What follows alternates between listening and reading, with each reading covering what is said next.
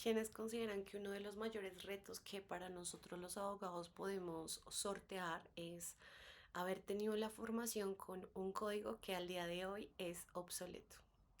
Eso es lo que vamos a hablar en esta pequeña cápsula jurídica, haciendo referencia a nuestra ley 2452 del año 2025, la cual entró en vigencia para abril de este año y que cambia las reglas del juego en bastantes sentidos que son muy importantes para el litigio.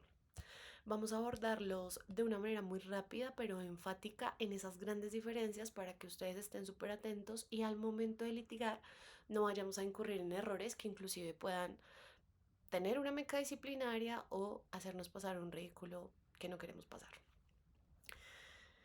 Nosotros hemos tenido a lo largo de la historia colombiana tres grandes momentos procesales en materia laboral que venían estando contenidos tanto en la ley 362 del año 1997, calculemos, ¿no? Esto ya va a ser 29 años.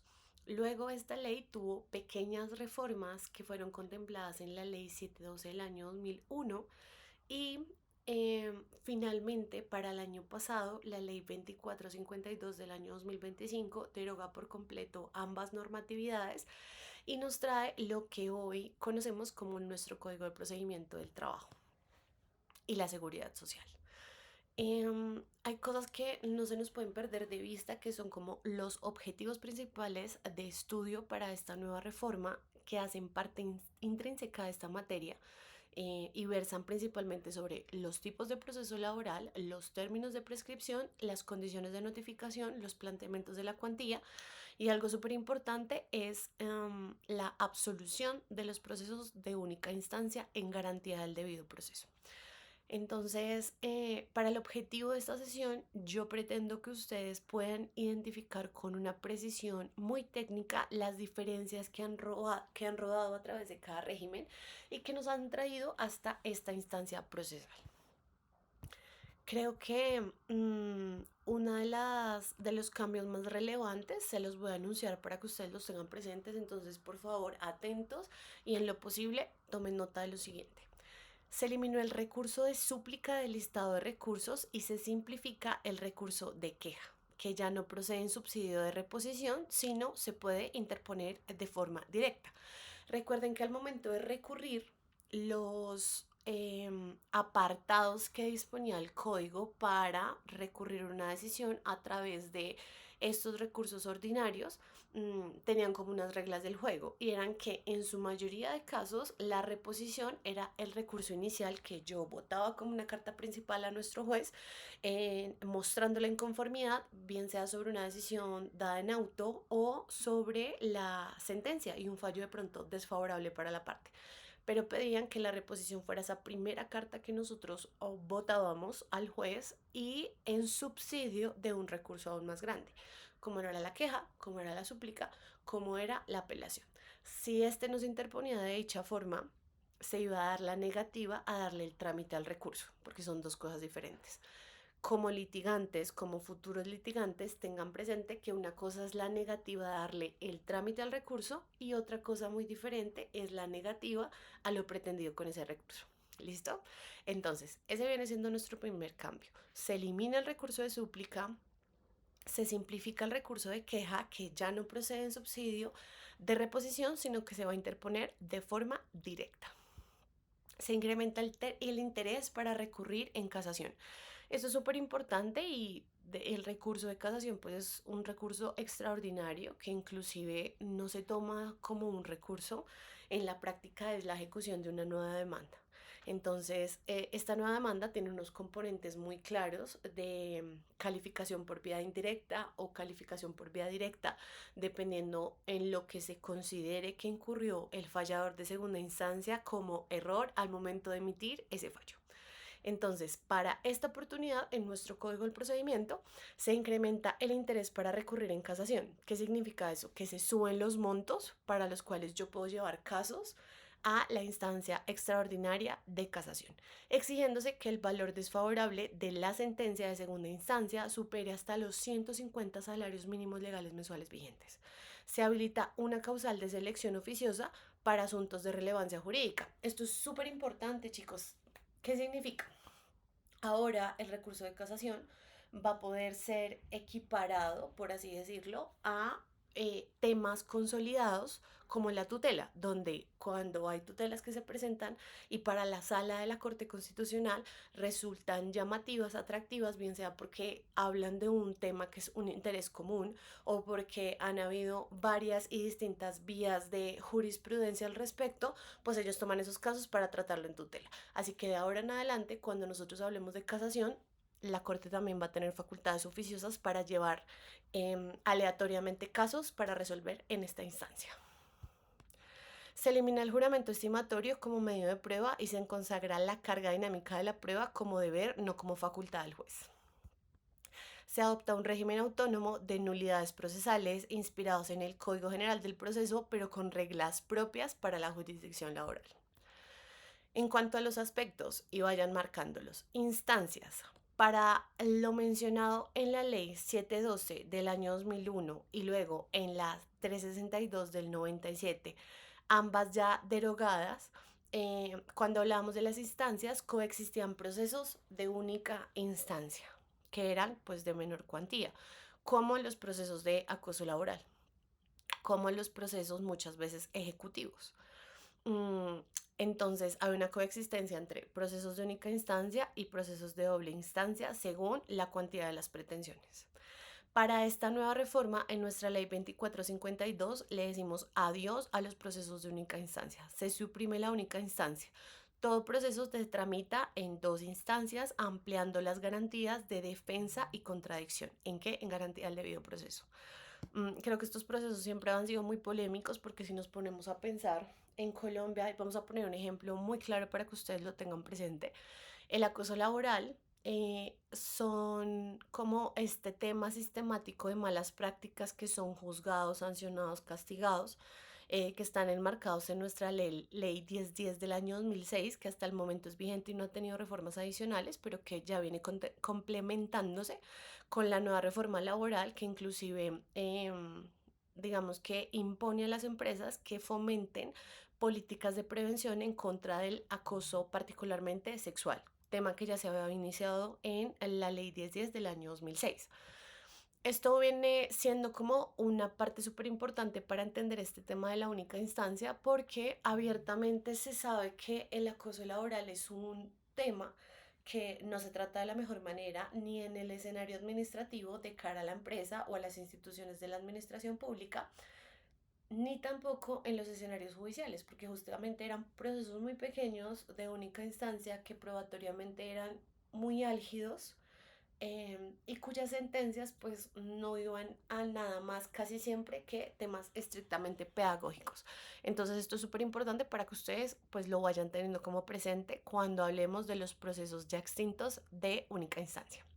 Cuando nosotros hablamos de la competencia por cuantía, entendemos que los antiguos jueces del trabajo fueron redenominados por la ley 712 del 2001 como jueces laborales del circuito y municipales con umbrales de cuantía inferiores a los actuales. Con esta nueva reforma del Código de Procedimiento, los jueces municipales van a conocer de pretensiones hasta de 40 salarios mínimos legales mensuales vigentes y por el contrario, los jueces del circuito van a conocer pretensiones que superen estos 40 salarios mínimos legales mensuales vigentes. Eh, Otra cosa que les quería acá explicar es que hay unos asuntos que son de especial conocimiento y están contemplados en el artículo 300. Estos también van a ser de conocimiento exclusivo para los jueces del circuito, sin importar la cuantía. O sea, aquí no se va a mirar el tope de los salarios mínimos que involucran las pretensiones, sino la especialidad y que estén eh, eh, contemplados dentro de este artículo 300 de la reforma. Ahora bien, respecto a los tipos de proceso, los procesos ordinarios, los procesos ejecutivos que vienen de una remisión directa como del Código de Procedimiento General, em, hablan también de los procesos especiales del fuero sindical y no existía el proceso monitorio. Es decir, antes de esta nueva reforma teníamos un proceso ordinario, un proceso ejecutivo y los procesos especiales de fuero sindical. Para esta entrada en vigencia de este nuevo código, hablamos de que están los ordinarios, está el ejecutivo, está el monitorio.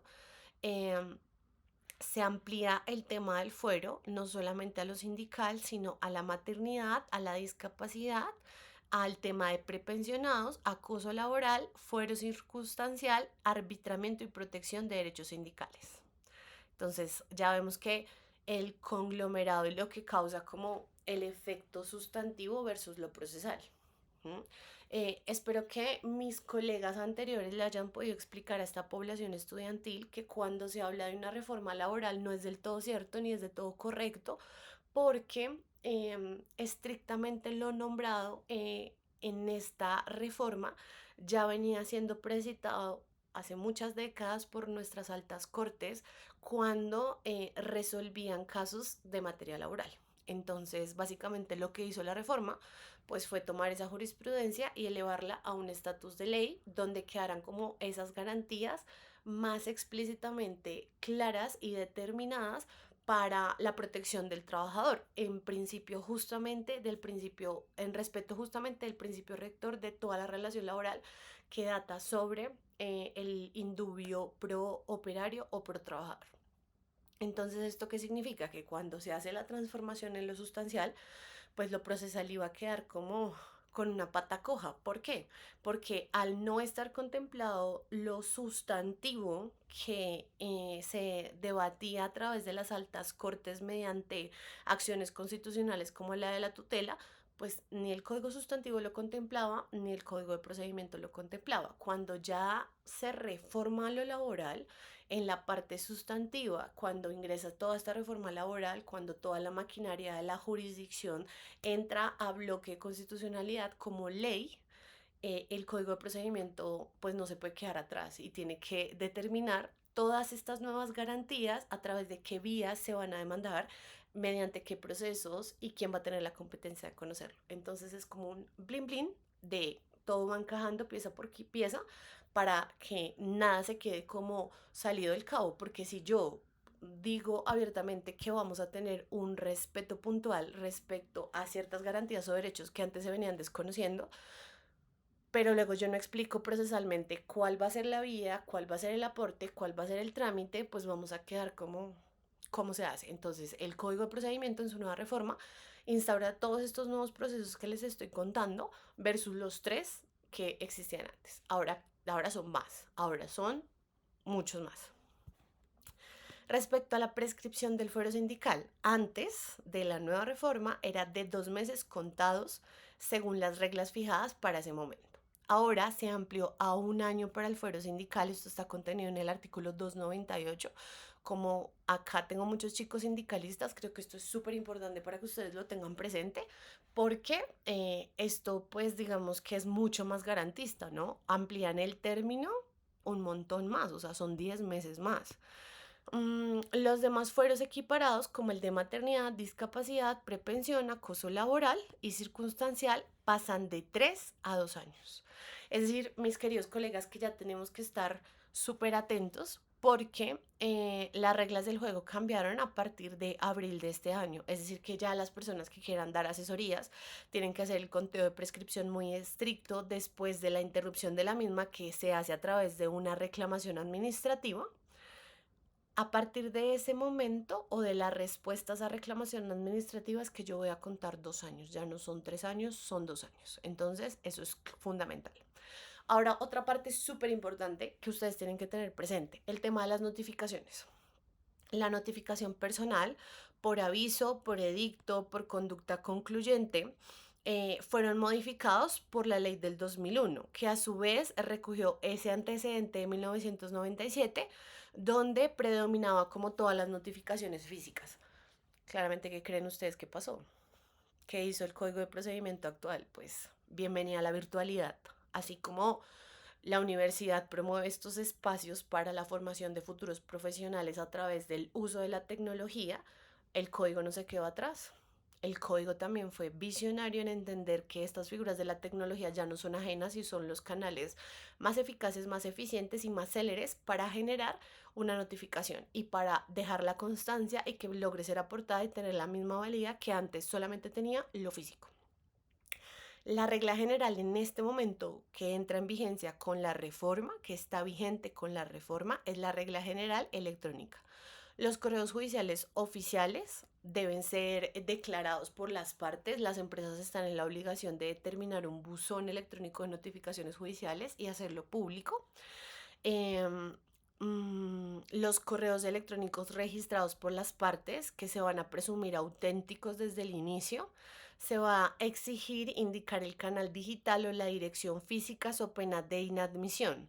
Se garantiza el trámite presencial para la población rural, grupos étnicos y personas con discapacidad sin acceso a medios digitales. Entonces esto es como boom.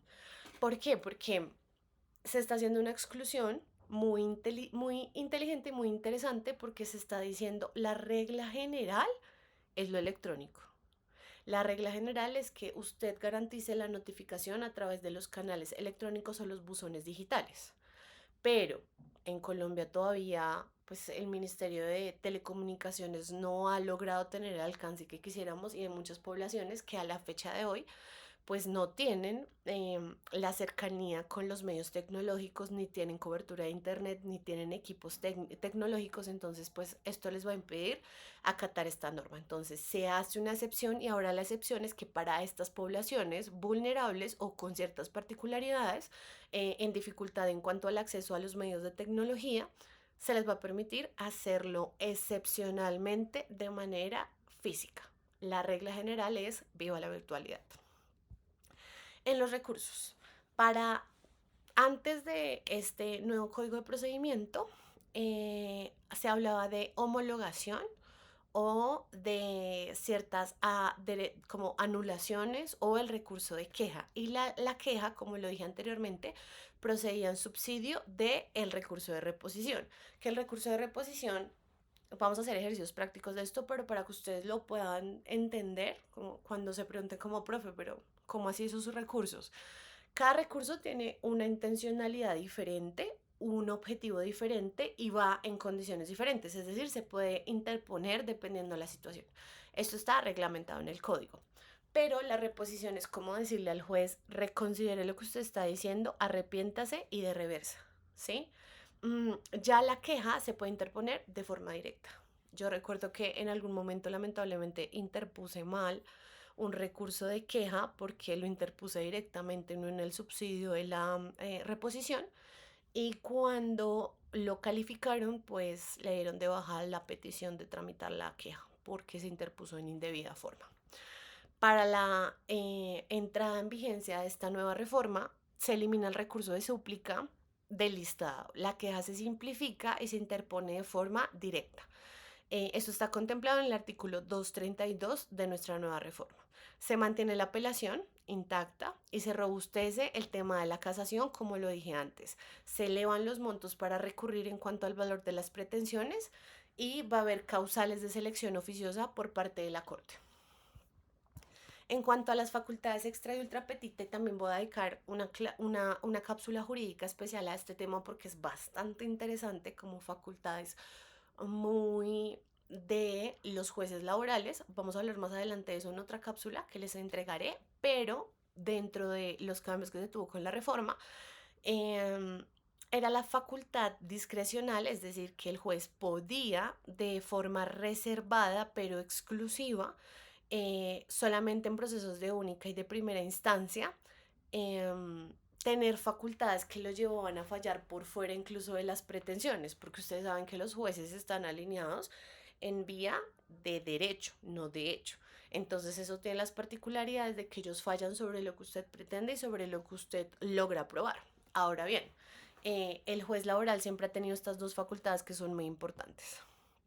Mm, en la nueva reforma está contemplada en el artículo 6, habla de una redacción imperativa, ¿sí? Se extiende bajo condiciones estrictas al juez de segunda instancia cuando se trate de derechos mínimos e irrenunciables ya discutidos y probados en el proceso. Entonces, como que nuestros queridos jueces ya no solamente podrán hacer uso de sus facultades extra y ultra, sino se les ordena que hagan uso de estas facultades. Es decir, que al trabajador, no sé, fue mal, porque es que el ejemplo de esto lo vamos a ver en la siguiente cápsula jurídica, pero estas son dos facultades muy especiales que gozan, de las cuales gozan los jueces laborales. Frente a la vigencia de la transición, la ley anterior hablaba de regir por 6 meses después de la publicación. Los procesos en curso continuaban con la ley anterior. Para la presente, esta fue sancionada el 2 de abril del año 2025 a través del Diario Oficial 53.077, por si quieren ubicar la Gaceta, y entró en vigencia el 2 de abril del año 2026. Un año vacatio litis, ¿sí? Que es como el régimen transitorio, y los procesos iniciados antes de esa fecha se siguen tramitando bajo las reglas anteriores. Y eso para uno como abogado es complejo y es retador porque habrá de verse la fecha de la ocurrencia de los hechos, la radicación de posibles peticiones, reclamaciones administrativas o entre otras que eran como un estricto lugar a hecho. Entonces, nada chicos, como verán acá logramos hacer como la comparativa entre lo que era el fenecido de derecho procesal laboral y lo que ahora es y nos va a recibir para que lo tengamos claro. Un saludo.